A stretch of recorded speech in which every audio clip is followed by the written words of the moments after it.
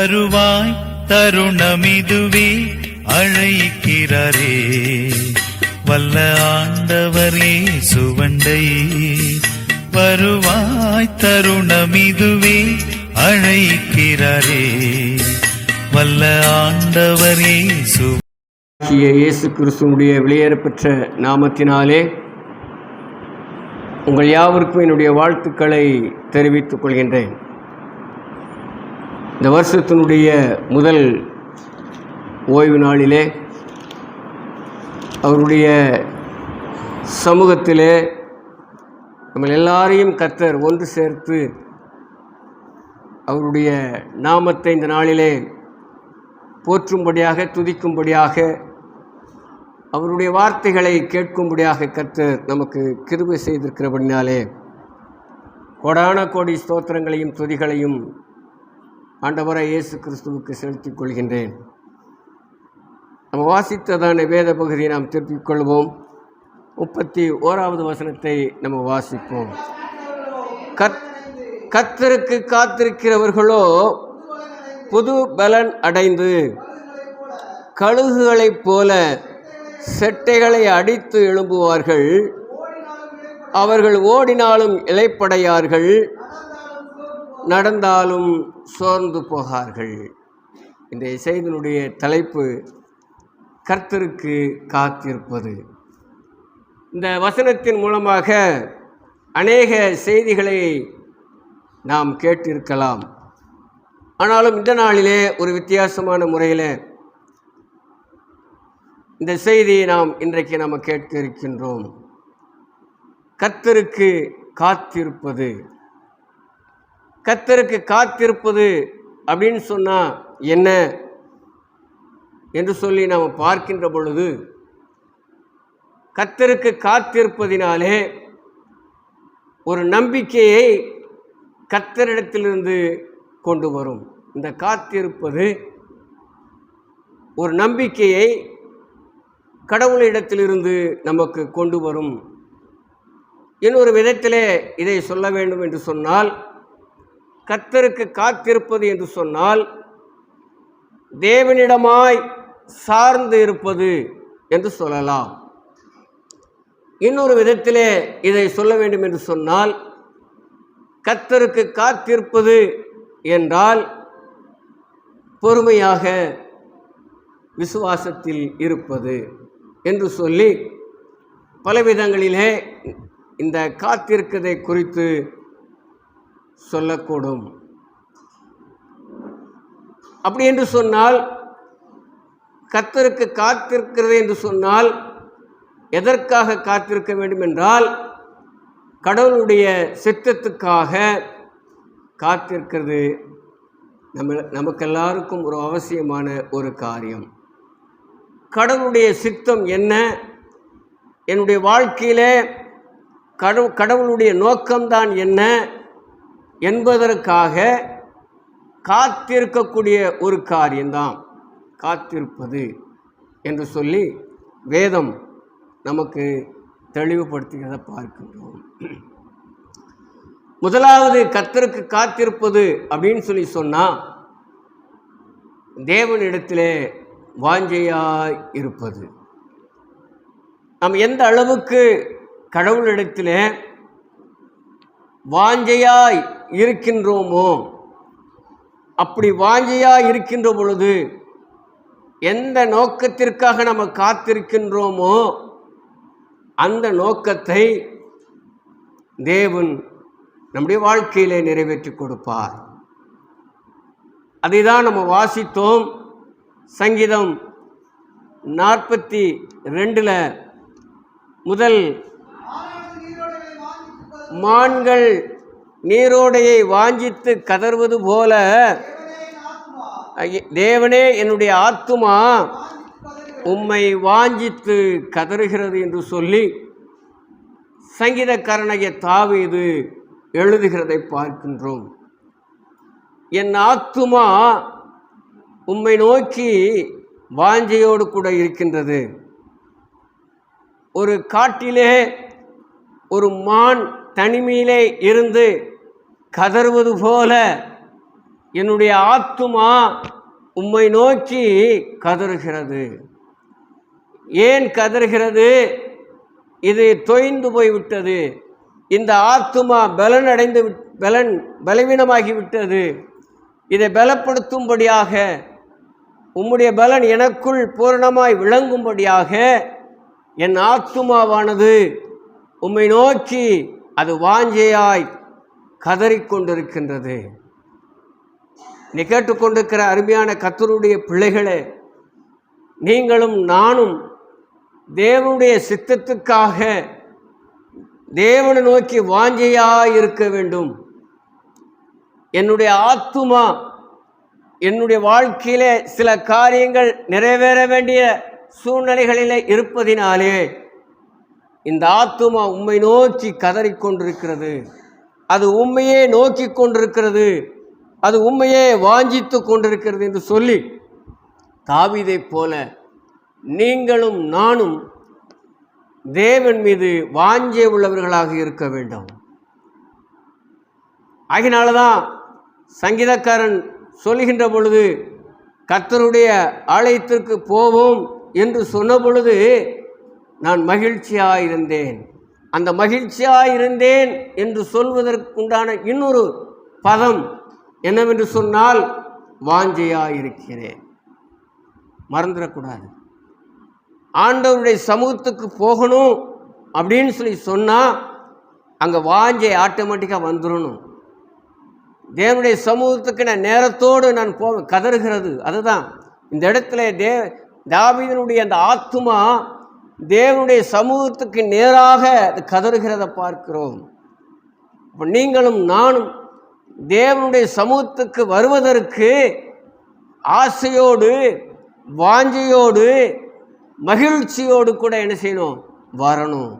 அதற்கு இந்த ஆத்துமா தேவனை நோக்கி என்ன செய்யணும்? அந்த வாஞ்சைகளை உருவாக்கி தர வேண்டும். இன்னைக்கு தேவனுடைய ஆலயத்துக்கு வரணும்னு சொன்னாலே அநேகருக்கு சோர்வு வந்து விடுகிறது, பலவீனங்கள் வந்து விடுகிறது, இல்லை ஏதாவது சாக்கு போக்கு சொல்ல தோன்றுகிறது. ஒரு சின்ன பலவீனம் வந்து விடக்கூடாது, எனக்கு இப்படி வந்துருச்சு அப்படி வந்துருச்சு அதனால் ஆலயத்துக்கு வர முடியல என்கிற அந்த வாஞ்சை இழந்தவர்களாக காணப்பட்டு கொண்டிருக்கின்றார்கள். அப்படி இருக்கக்கூடாது. உன்னுடைய பலவீனம் போகணும்னு சொன்னால், உன்னுடைய சோர்வுகள் போக வேண்டும் என்று சொன்னால் தேவனுடைய சமூகத்துக்கு நேராக நீ வாஞ்சியாய் அவருடைய சமூகத்தில் வந்து நீ அமர்ந்து பார். உன்னுடைய பலவீனம் அந்த நிமிஷமே உன்னை விட்டு போகும். சோதித்து பாருங்கள். நான் சொல்வது பொய்யா இல்லையா என்பதை நீங்கள் சோதித்து பாருங்கள். தாவீதை போல நீங்களும் நானும் என்ன செய்ய வேண்டும்? கதற வேண்டும். 43வது சங்கீதம் 5வது வசனத்தை வாசிங்க. என் ஆத்துமாவே நீ ஏன் கலங்குகிறாய்? ஏன் எனக்குள் தேங்குகிறாய்? தேவனை நோக்கி நீ காத்திரு. என் முகத்திற்கு ரட்சிப்பும் என் தேவனுமாய் இருக்கிறவர் நான் இன்னும் துதிப்பேன். நீ தேவனுடைய சமூகத்துக்கு நீ வாஞ்சியோடு வரும் பொழுது உனக்குள் இருக்கிறதான தயக்கம், உனக்குள் இருக்கிறதான அந்த கலக்கம் போய்விடும். அந்த வசனத்தில் வாசிக்கிறோம், தேவனை நோக்கி நீ காத்திரு, நீ காத்திரு. தேவனுடைய சமூகத்தில் முன்கூட்டியே வந்து நீ காத்திரு. அந்நாள் ஒவ்வொரு வருஷமும் அந்த தேவனுடைய ஆலயத்தின் சமூகத்தில் உட்கார்ந்து அமர்ந்து யாரும் வருவதற்கு முன்பதாகவே தேவனுடைய சமூகத்தில் அமர்ந்து தன்னுடைய ஆத்துமாவை ஊற்றி கொண்டிருந்தாள். வேதத்தில் நீங்கள் வாசிக்கிறீங்க தான். அப்போ அந்த அன்னாள் அப்படி ஊற்றினதுனால தான் அவளுடைய வாஞ்சை, அவளுடைய கதறுதல் கேட்கப்பட்டது. அப்போ நம்முடைய வாழ்க்கையில் இந்த இப்படிப்பட்ட அன்னாளுக்கு உண்டான அந்த வாஞ்சை இல்லையா, அன்னாளுக்கு உண்டான அந்த நோக்கம் நிறைவேறினது போல உங்களுடைய வாழ்க்கையில் நிறைவேண்டியது அவசியம் அல்லவா? அப்படி என்று சொன்னால் அன்னாளை போல தேவனுடைய சமூகத்தில் வந்து உங்களுடைய ஆத்துமாவின் வேண்டுதல்களை, அந்த வாஞ்சைகளை நீங்கள் என்ன செய்யணும்? சொல்ல வேண்டும், காத்திருக்க வேண்டும். அதனால்தான் தாவீது சொல்கிறார், ரொம்ப அழகாக சொல்கிறார், என்னுடைய ஆத்துமாவே நீ ஏன் இன்னும் நீ கலங்கி கொண்டிருக்கிற? இன்னும் உனக்குள்ளே ஏன் இந்த தயக்கமெல்லாம் இருக்கிறது? என் ஆண்டவர் செய்வார். அவர் என் வாழ்க்கையில் அதிசயமான காரியங்களை, கிரகிக்கக்கூடாத பெரிய காரியங்களை நிறைவேற்றுவார் என்கிற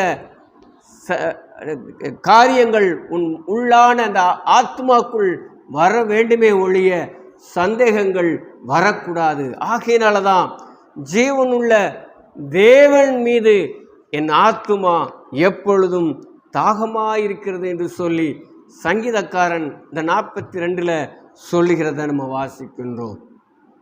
அப்படி என்று சொன்னால் ஜனவரி முதல் ஓய்வு நாளில் தேவனுடைய சமூகத்தில் ஓடி வந்து அவருக்காக, நம்முடைய தேவைகளுக்காக காத்திருப்பது எவ்வளவு ஒரு அவசியமான ஒரு காரியம். இன்றைக்கி அநேகர் தேவனுடைய சமூகத்தில் காணப்படலை. நம்ம கேட்டோம்னா கண்டிப்பாக அதுக்கு ஒரு சாக்கு போக்கு என்ன செய்யும்? பதில் வரத்தான் செய்யும். ஆனால் தேவன் அறிவார் அது உண்மையான பதிலா இல்லையா என்பதை தேவன் என்ன செய்வார்? அறிவார். இந்த வாஞ்சையாய் இருப்பது பழைய ஏற்பாட்டிலே 77 தடவைகள் வருகிறது. இப்படிப்பட்ட வாஞ்சைகள், ஆத்துமாவினுடைய அந்த தாகம், ஆத்துமாவினுடைய அந்த வாஞ்சைகள் பழைய ஏற்பாட்டிலே 77 தடவைகள் வருகிறது.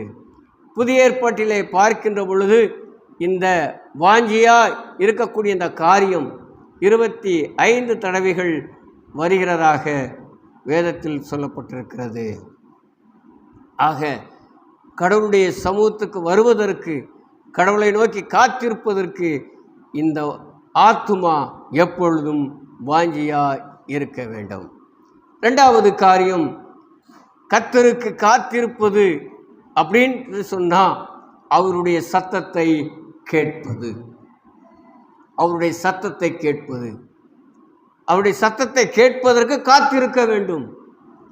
ஆண்டவர் எப்போ வேணாலும் யார் மூலமாவதும் வேத வசனத்தின் மூலமாவது அவர் நம்மோடு கூட பேசுவார். அவருடைய சத்தத்தை கேட்பதற்கு நாம் என்ன செய்ய வேண்டும்? காத்திருக்க வேண்டியது அவசியமாய் இருக்கின்றது. நீதிமொழிகளின் புஸ்தகம் 8வது அதிகாரம் 34வது வசனம். என் வாசற்படியில் நித்தம் விழித்திருந்து என் கதவு நிலையருகே காத்திருந்து எனக்கு செவி கொடுக்கிற மனுஷன் பாக்கியவான். கர்த்தருடைய வார்த்தைக்காக காத்திருக்கிறவர் மனுஷன் பாக்கியவான். அவருடைய சத்தத்தை கேட்டு அந்த சத்தத்திற்கு கீழ்ப்படுகிற எந்த ஒரு மனிதனாக இருந்தாலும் அவன் பேர் பெற்றவன், பாக்கியவான் என்று சொல்லி வேதம் ரொம்ப அழகாக சொல்கிறது. ஆனால் இந்த உலகத்தை ஆண்டு கொண்டிருக்கிற இந்த உலகத்தினுடைய அதிபதியாகிய சாத்தான் கர்த்தருடைய வார்த்தையை கேட்பதற்கு அவன் கடவுளுடைய பிள்ளைகள் மத்தியிலே வாஞ்சைகளை உருவாக்க மாட்டான். கர்த்தருடைய சத்தத்தை கேட்கும் திறனை இழக்கும்படியாக அவன் செய்வான். இது அவனுடைய தந்திரம் உள்ள ஒரு காரியம் இல்லையா? கர்த்தருடைய வார்த்தையை கேட்கின்ற பொழுதே தூக்கத்தின் ஆவியை கொண்டு வந்து விட்டுடுவான். தேவனுடைய சமூகத்தில் ஆண்டவருடைய வார்த்தையை கேட்டுக்கொண்டிருக்கிற எத்தனை பேர் தூக்க மயக்கத்திலே அமர்ந்து கொண்டிருக்கிறத நம்ம பார்க்கிறோம். அப்படியே கண்ணு சொருகும், கண் ஆட்டோமேட்டிக்காக சொருகும். காரணம் என்ன தெரியுமா? அந்த வார்த்தையை கேட்கக்கூடாதபடிக்கு சத்ருவானவன் உள்ளே புகுந்து விடுகிறான். அதனால தான் அந்த தூக்கத்தின் ஆவி நமக்கு வருகிறது இல்லையா? இங்கே வேதம் ரொம்ப அழகாக சொல்கிறது, தேவனுடைய சத்தத்தை கேட்கணும். எப்படி கேட்கணுமா? கதவுனுடைய நிலை அருகே நின்று.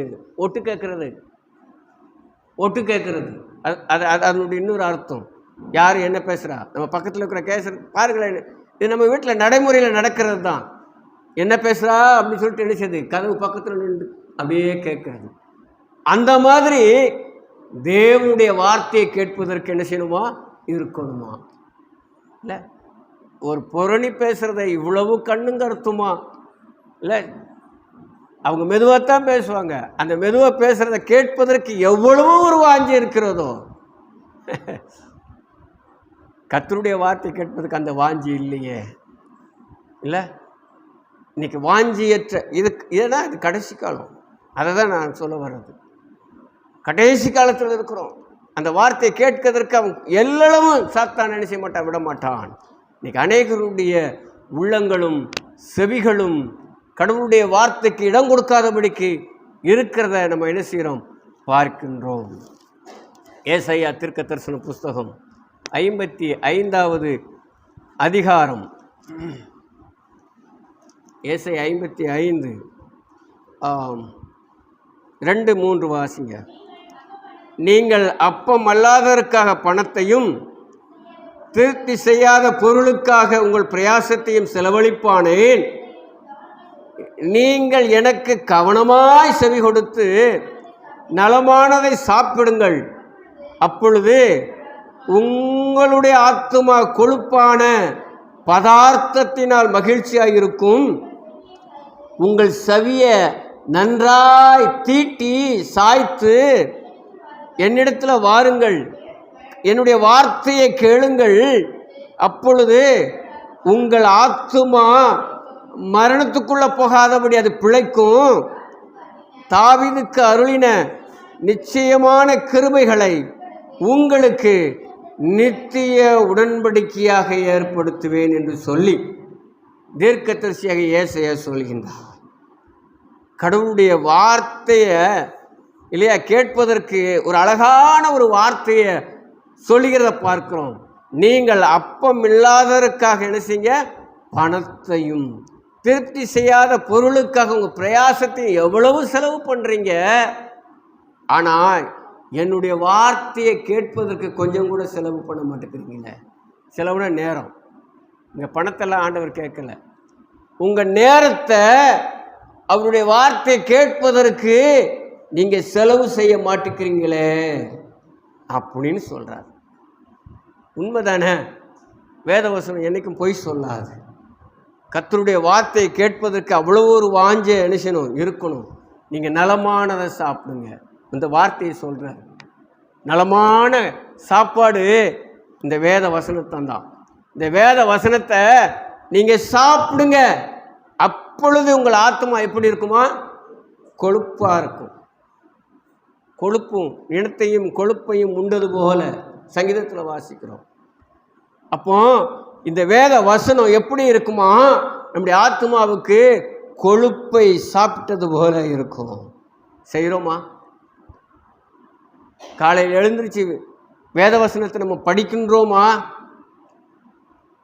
இல்லை அப்படியே எழுந்திருச்சு மூஞ்சை கழுவிட்டு ட்ரெஸ்ஸை மாட்டிக்கிட்டு சர்ச்சுக்கு வந்துடுறோமா? அது அவங்க மனசாட்சிக்குத்தான் தெரியும். நீ வேத வசனத்தை ஆசையோடு வாஞ்சியோடு நீ படிக்கணும் அப்படின்னு சொல்லி சொல்கிறார் இல்லையா? அப்போ தேவனுடைய வார்த்தைகளுக்கு இல்லை செவி கொடுக்கும்படியாக நம்ம என்ன செய்யணும், காத்திருக்கணும்னு சொல்லி வேதம் நமக்கு சொல்கிறத நம்ம பார்க்கின்றோம்.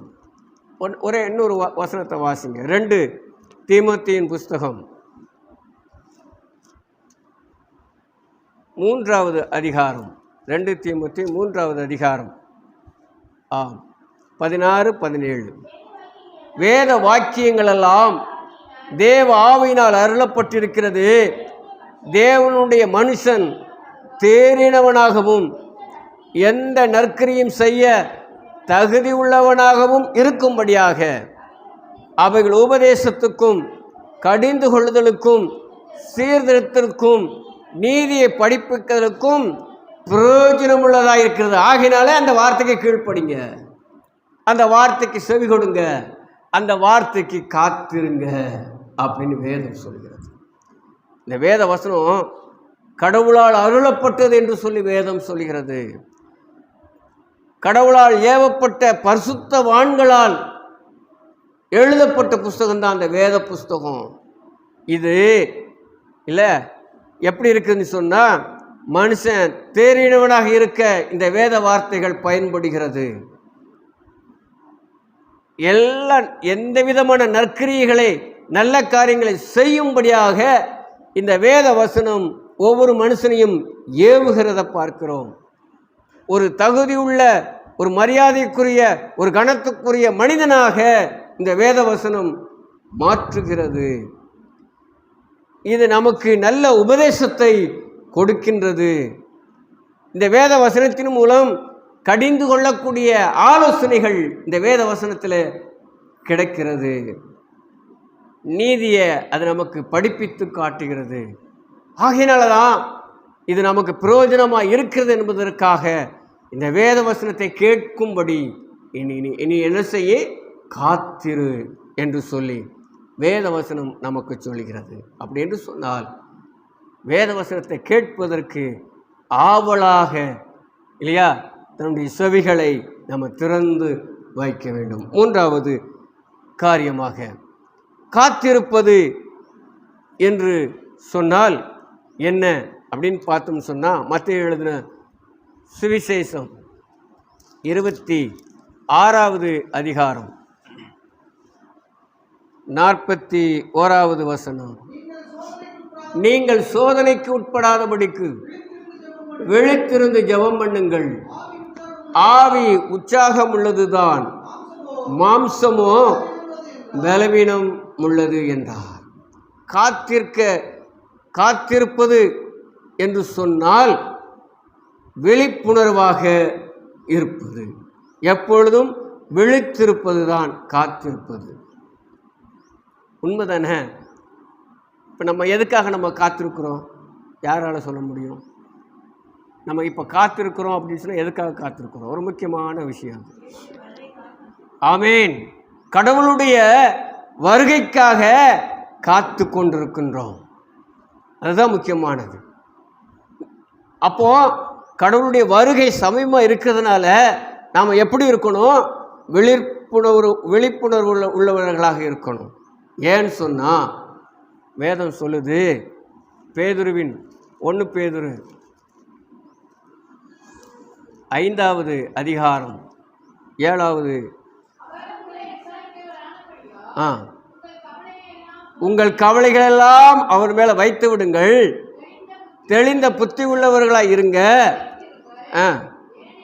ஏனெனில் உங்கள் எதிராளியாகிய பிசாசானவன் கர்ச்சிக்கிற சிங்கத்தை போல எவனை விழுங்கலாமோ என்று வகை தேடி சுற்றி திரிகிறான். ஆகையினாலே நீங்கள் விழிப்புள்ளவர்களாக இருங்க. அந்த வசனத்தில் பேதுரு எழுதும்போது சொல்கிறாரு, தெளிந்த புத்தி உள்ளவர்களாக இருங்க, விழித்திருங்க. உங்களுடைய காத்திருக்குதல் எப்படி இருக்க வேண்டும் என்று சொன்னால், இந்த உலகத்தில் யாரை தன்னுடைய வலைக்குள்ளே மாட்டி விடலாம் என்று சொல்லி அவன் சுற்றி அலைந்து திரிகிறான் சத்துருவானவன். எப்படியா? கர்ச்சிக்கிற சிங்கத்தை போல வாய்களை திறந்த வண்ணமாக அவன் காணப்பட்டு கொண்டிருக்கிறான். அவனுடைய வலையிலே விழுந்து விடாதபடிக்கு நீங்களும் நானும் விழிப்புணர்வு உள்ளவர்களாக இருக்க வேண்டும். காத்திருப்பது என்று சொன்னால் விழிப்புணர்வு உள்ளவர்களாக இருக்க வேண்டும் என்பதுதான் அதனுடைய அர்த்தம். சோதனைக்குள் உட்படாதபடிக்கு இயேசு கிறிஸ்து மத்தேயு எழுதின சுவிசேஷத்தில் சொல்லும் பொழுது, சோதனைக்கு உட்படாதபடிக்கு நீங்கள் விழித்திருங்கள். இந்த சோதனை சத்துருவினால் வரும், எதிராளியாகிய பிசாசவன் மூலமாக வரும், நம்மை சுற்றி இருக்கிற சக மனிதர்கள் மூலமாக வரும். எப்படியோ ஏதோ ஒரு விதத்தில் இந்த சோதனைகள் வந்து கொண்டே இருக்கும். அப்போ அந்த சோதனைகள் வருவதற்கு முன்பதாகவே நாம் எச்சரிப்பு உள்ளவர்களாக இருக்க வேண்டும். சீனா தேசத்தில் மிக வேகமாக பரவி வந்துருச்சு. கேள்விப்பட்டீங்களா? வைரஸ், கொள்ளை நோய். ஏன்னா ஏற்கனவே அவன் தான் கண்டுபிடிச்சி எல்லாருக்கும் அறிமுகப்படுத்தினான். உலகமெங்கும் பரவுச்சு. இன்றைக்கி திரும்பவும் 2வது முறையாக இன்றைக்கி கொள்ளை நோய் அங்கே பிடித்து வாட்டி கொண்டிருக்கிறது இல்லையா? நிறைய பேர் அதனால் சாக போகிறாங்க. நாம் கொஞ்சம் தப்பிச்சுக்குவோம், அந்த அளவுக்கு மரணம் இருக்காது.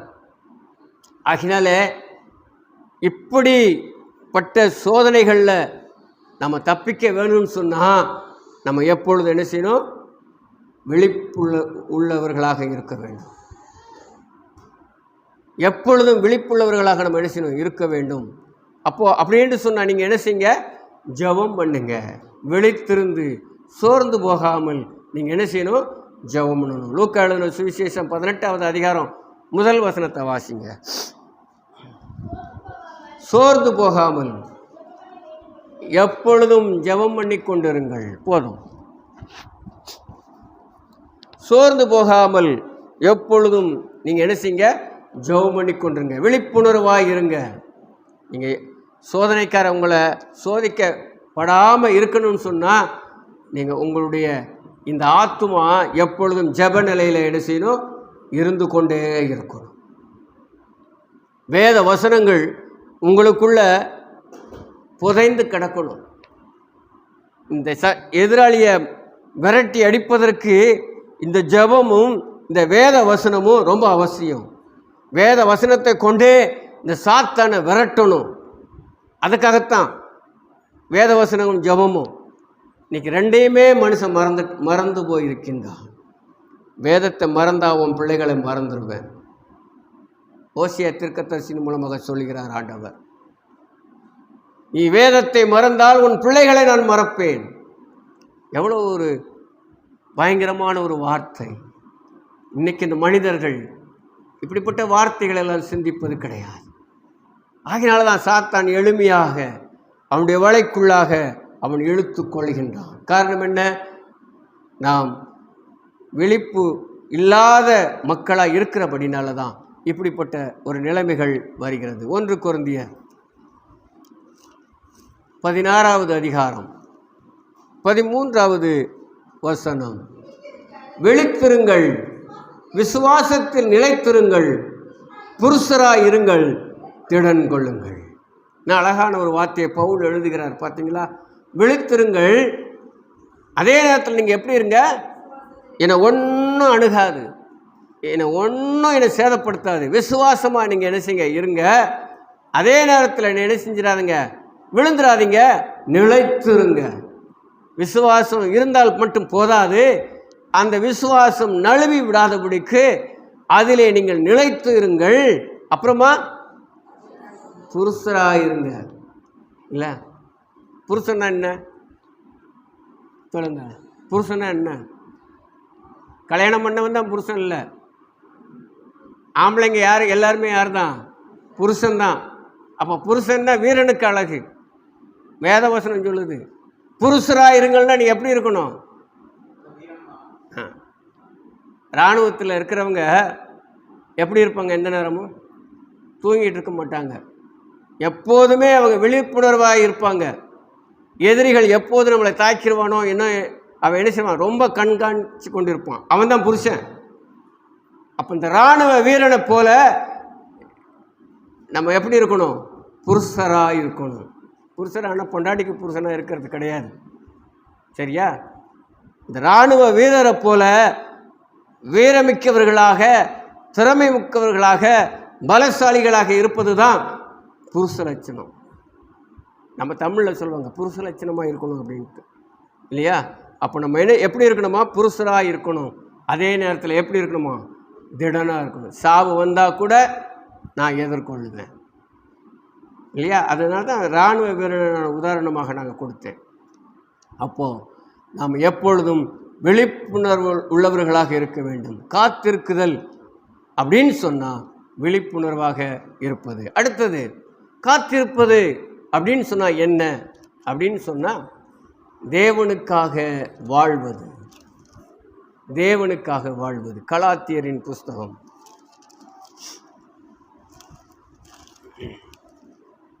2வது அதிகாரம். கலாத்தியர் 2வது அதிகாரம் 20வது வசனம்.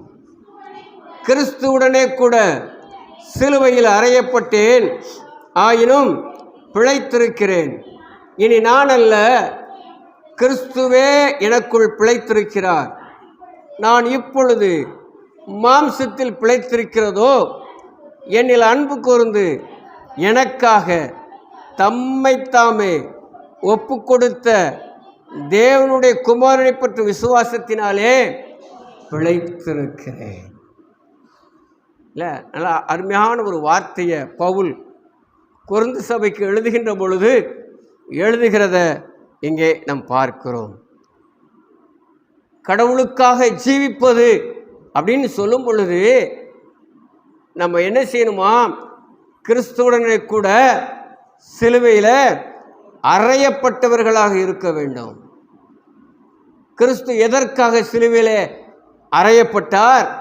நம்முடைய பாவங்களுக்காக, நம்முடைய அக்கிரமங்களுக்காக அவர் சிலுவையிலே அறையப்பட்டார்.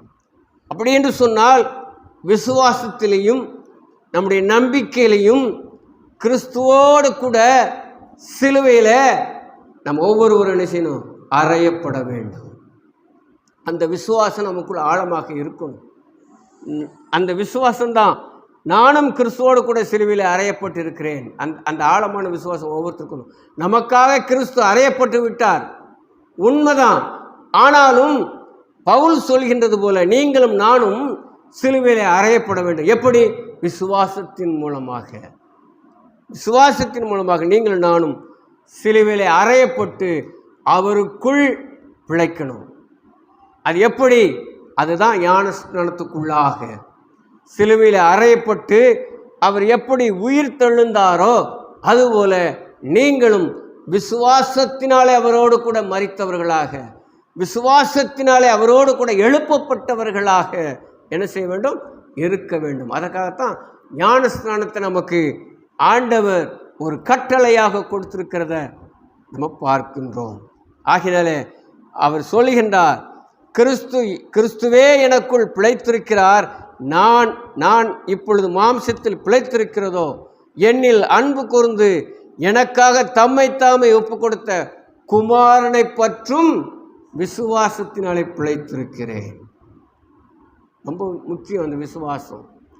அந்த விசுவாசம் இல்லை என்று சொன்னால் நான் கிறிஸ்துவோடு கூட அறையப்பட்டவன் என்று சொல்லி நீங்களும் நானும் சொல்லவே முடியாது.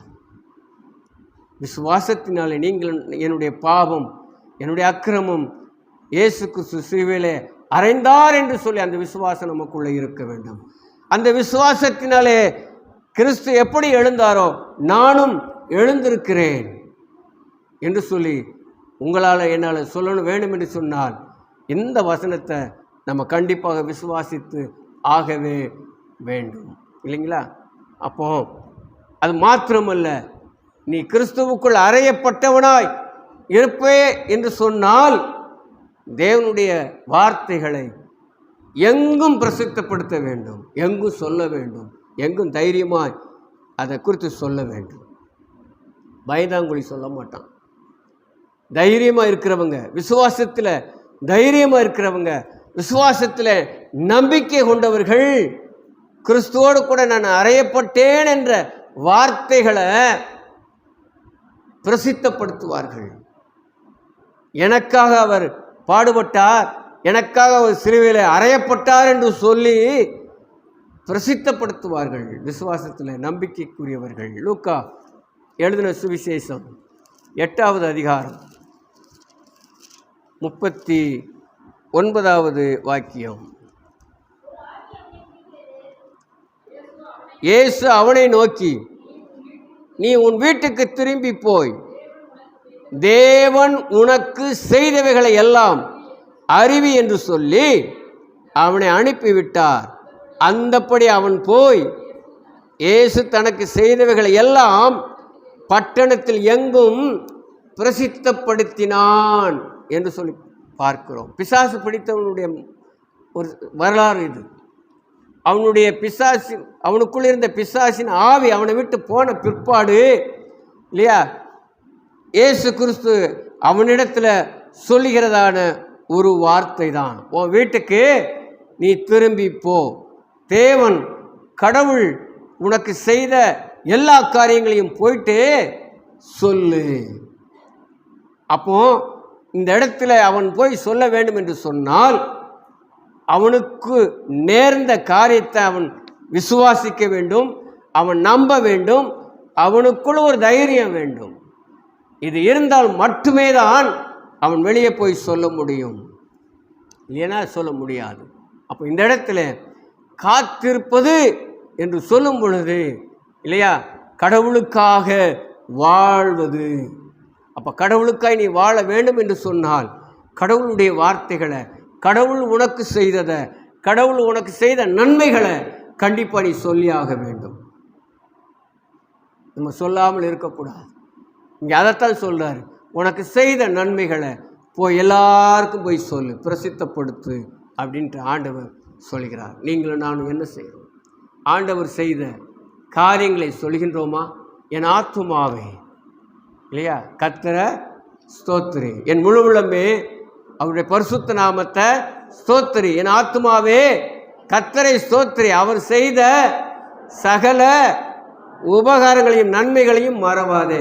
நீ மறக்காதபடிக்கு போய் சொல்லுன்றார். இல்லை, இன்னைக்கு எத்தனை பேருடைய ஆத்துமா தொய்ந்து போன நிலைமையில் இல்லையா, நம்பிக்கையற்ற நிலைமையில், திடனற்ற நிலைமையில், விசுவாசம் இல்லாத சூழ்நிலையில் காணப்பட்டு கொண்டிருக்கிறத நம்ம பார்க்கிறோம் அல்லவா? அப்படி இருக்கக்கூடாது. என கேட்டுக்கொண்டிருக்கிறவர்களே, கடவுளுக்காக வாழ நம்ம தீர்மானித்து விட்டோம் என்று சொன்னால், நான் ஆண்டவர் கூட நான் சிலுவையில் அறையப்பட்டிருக்கிறேன் என்று சொல்லி நம்பிக்கை வேண்டும். அவருக்குள்ளாக நான் பிழைத்திருக்கிறேன் என்கிற அந்த நம்பிக்கை வேண்டும். அவருக்காக அவர் செய்த நன்மைகளை நான் போய் என்ன செய்வேன், சொல்லுவேன் என்று சொல்ல அந்த நம்பிக்கை நமக்குள்ள வேண்டும். கடைசியாக கடவுளுக்காக காத்திருப்பதனால நமக்கு என்ன நன்மைகள் கிடைக்கும் அல்லது பலன் கிடைக்கும்? கடவுளுக்காக நம்ம காத்திருப்பதனால கடவுள் நம்முடைய வாழ்க்கையில் செய்ய போகிற அந்த பிரதிபலன் என்ன? ஏசாயா 41வது அதிகாரத்தை நீங்கள் திருப்பிக் கொள்ளுங்கள். 31வது வசனம், 40-31 கர்த்தருக்கு காத்திருக்கிறவர்களோ அப்போதும் நமக்கு கர்த்தருக்கு காத்திருப்பதினாலே நமக்கு கிடைக்கக்கூடியதான பிரதிபலன் என்ன? புது பலன். கடவுள் நமக்கு கொடுக்கிற ஒரு உன்னதமான பலன், இது தேவன் அருளும் பலன். இயற்கைக்கு அப்பாற்பட்டதான ஒரு பலனை கடவுள் கொடுக்கின்றார். நீ கர்த்தருக்காக காத்திருக்கின்ற பொழுது தேவன் விசேஷித்த வண்ணமாக அவருடைய ஆவியானவராலே உங்களுக்கும் எனக்கும் கொடுக்கக்கூடியதான ஒரு உன்னதமான பலன் என்ன என்று சொன்னால், புதிய பலனை அவர் கொடுக்கின்றார். 2 கொரிந்தியர் 12வது அதிகாரம், 2 கொரிந்தியர் 12வது அதிகாரம் 8 வாசி 8. அது என்னை விட்டு நீங்கும்படிக்கு 3 தரம் கர்த்தரிடத்தில் வேண்டிக் கொண்டேன். அதற்கு அவர், என் கிருபை உனக்கு போதும், பலவீனத்திலே என் பலம் பூரணமாய் விளங்கும் என்றார். ஆகையால் கிறிஸ்துனுடைய வல்லமை என் மேல் தங்கும்படி என் பலவீனங்களை குறித்து நான் மிகவும் சந்தோஷமாய் மேன்மை பாராட்டுவேன். அந்தப்படி நான் பலவீனமாய் இருக்கும்போதே பலமுள்ளவனாய் இருக்கிறேன். ஆகையால் கிறிஸ்துவின் நிமித்தம் எனக்கு வரும் பலவீனங்களிலும் நிந்தைகளிலும் நெருக்கங்களிலும் துன்பங்களிலும் இடுக்கண்களிலும் நான் பிரியப்படுகிறேன். போதும். கர்த்தருடைய உன்னதமான பலன் உனக்குள் வருகின்ற பொழுது உன்னுடைய பலவீனங்கள் எல்லாம் மாறிப்போகும். உன்னுடைய பலவீனத்தில் என்னுடைய பலன் பூரணமாய் விளங்கும் என்று சொல்லி கர்த்தர் சொல்லுகிறார் இல்லையா? அவன் 10வது வசனத்தில் ரொம்ப அழகா பவுல் சொல்கிறத பாருங்க. நான் பலவீனமாக இருக்கும்போதே எப்படி இருக்கிறேன்? பலமுள்ளவன். அந்த விசுவாசம் வரணுங்க நம்ம ஒவ்வொருவருக்கும். நான் பலவீனமாக இருக்கிறேன், நான் நோய் உள்ளவனாக இருக்கிறேன், இப்படி சொல்லிக்கிட்டே இன்னும் குறுக்கிட்டே போகக்கூடாது. அவன் சொல்கிறான், எனக்கு பலவீனம் இருக்குது. இந்த பலவீனத்தின் மத்தியில் நான் எப்படி இருக்கிறேன்? பலம் உள்ளவனாய் இருக்கிறேன். ஆகையால் கிறிஸ்து நிமித்தம் எனக்கு வரும் பலவீனங்களிலும் நிந்தையாய் இருந்தாலும் சரி, நெருக்கமாய் இருந்தாலும் சரி, துன்பங்களாய் இருந்தாலும் சரி, அல்லது இடுக்கண்களாய் இருந்தாலும் சரி, நான் அதை எப்படி எடுத்துக்கொள்கிறேன்? பெரியத்தோடு எடுத்துக்கொள்கிறேன். நீங்கள் நான் அப்படி எடுக்கவே முடியாது இல்லையா? அவன் எல்லாத்தையும் ரொம்ப சந்தோஷமாக ஏற்றுக்கொள்கிறான். நம்ம என்ன சொல்லுவோம்? எனக்கு போய் இப்படி இவ்வளோ பிரச்சனை வந்துருச்சு, ஐயோஹோ, தலையில் கையை வச்சுட்டு உட்காந்துரும். இந்த விசுவாசம் தாங்க வேணும். அதுதான் உன்னதமான பலன், தேவன் அருளும் பலன். அந்த பலன் வரும் பொழுது இந்த பவுலை போல நம்ம சந்தோஷமாக என்ன செய்யணும்? இருக்கணும். ரெண்டாவது காரியம் இல்லையா? அதே வசனத்தில் 31, கர்த்தருக்கு காத்திருக்கிறவர்களோ புது பலன் அடைந்து கழுகுகளைப் போல சட்டைகளை அடித்து எழும்புவார்கள், அவர்கள் ஓடினாலும். ரெண்டாவது, கர்த்தருக்கு காத்திருப்பதனால் வரக்கூடிய பலன் என்ன? அவர்கள் இளைப்படைய மாட்டார்கள், அவர்கள் சோர்ந்து போக மாட்டார்கள். இல்லை, காரணம் என்ன? அவங்களுக்குள்ள இருப்பது உன்னதமான பலன், தேவனுடைய பலன். அந்த தேவனுடைய பலன் அவங்களுக்குள்ள இருக்கும் பொழுது அவங்களுக்குள் சோர்வு என்பது கிடையவே கிடையாது. அவர்கள் இளைப்படைய மாட்டார்கள், இளைப்படைய மாட்டார்கள், அதாவது ஓய்ந்திருக்க மாட்டார்கள். எப்பொழுதும் கடவுளுக்காகவே ஜீவித்து கொண்டிருப்பவர்கள் இளைப்படையார்கள். மூன்றாவது காரியம், சோர்ந்து போக மாட்டார்கள். இல்லையா? கீழே அவர்கள் நடந்தாலும் சோர்ந்து போக மாட்டார்கள் என்று சொல்லி பார்க்கிறோம். இந்த 3 ஆசீர்வாதங்களை தேவன் கொடுக்கின்றார். எப்பொழுது? கர்த்தருக்கு காத்திருக்கின்ற பொழுது இந்த 3 பலனை தேவன் உங்களுக்கும் எனக்கும் தருகிறார். அப்படி என்று சொன்னால் நம்ம சிந்தித்த இந்த காரியங்களை நம்ம ஒரு விஷயம் நம்ம பார்க்கும் பொழுது இல்லையா, 4 காரியங்களை நம்ம பார்த்தோம். 1, கர்த்தருக்கு காத்திருப்பது என்று சொன்னால் அவர் மீது நம்ம வாஞ்சியாய் இருப்பது. கர்த்தருக்கு காத்திருப்பது என்று சொன்னால் தேவனுடைய சத்தத்தை கேட்பது. கர்த்தருக்கு அதாவது காத்திருப்பது என்று சொன்னால் நாம் எப்பொழுதும் விழிப்புணர்வு உள்ளவர்களாக இருப்பது. கர்த்தருக்கு காத்திருப்பது என்று சொன்னால் தேவனுக்காக வாழ்வது என்று சொல்லி, இந்த மாதிரி சிந்தனைகள், இந்த மாதிரி ஒரு எண்ணங்கள் நம்முடைய ஆத்துமாவில் எப்பொழுதும் நிறைந்து காணப்பட வேண்டும் இல்லையா? என் ஆத்துமாவே ஏன் கலங்குகிறாய், ஏன் தேங்குகிறாய் இல்லையா? தாவீது சொல்லுகிறது போல, நீ கலங்காதே, என் ஆத்துமா உண்மையே நோக்கி வாஞ்சியாயிருக்கிறது என்கிற சிந்தனைகளும் அந்த எண்ணங்களும் நம்முடைய சரீரம் முழுவதும் ஓடிக்கொண்டிருக்க வேண்டும். தேவன்தான் எனக்குள் இருக்கிறார். ஏனென்று சொன்னால் நான் சிலுவையிலே அறையப்பட்டேன், அவருக்கு நான் பிழைத்திருக்கிறேன் என்கிற அந்த நம்பிக்கையும் விசுவாசமும் இருக்கும் பொழுது நமக்குள் உன்னதமான பலனை கொடுக்கிறார். நாம் இளைப்படைய மாட்டோம், நாம் சோர்ந்து போக மாட்டோம். உன்னதமான பலனை பெற்றவர்களாக, தேவ பலனை பெற்றவர்களாக, புது பலனை பெற்றவர்களாக இந்த உலகத்தில் வாழ்வதற்கு தேவன் கிருபை செய்வார். ஏனென்று சொன்னால் உபத்திரவங்கள் உண்டு, திறன் கொள்ளுங்கள், உலகத்தை ஜெயித்தேன். கர்த்தர் தாமே இந்த திருவசனங்களை நமக்கு ஆசீர்வதி கொடுப்பார். அந்த சிந்தனையோடு கூட இந்த பந்தியிலே நம்ம பங்கு பெறுவோம்.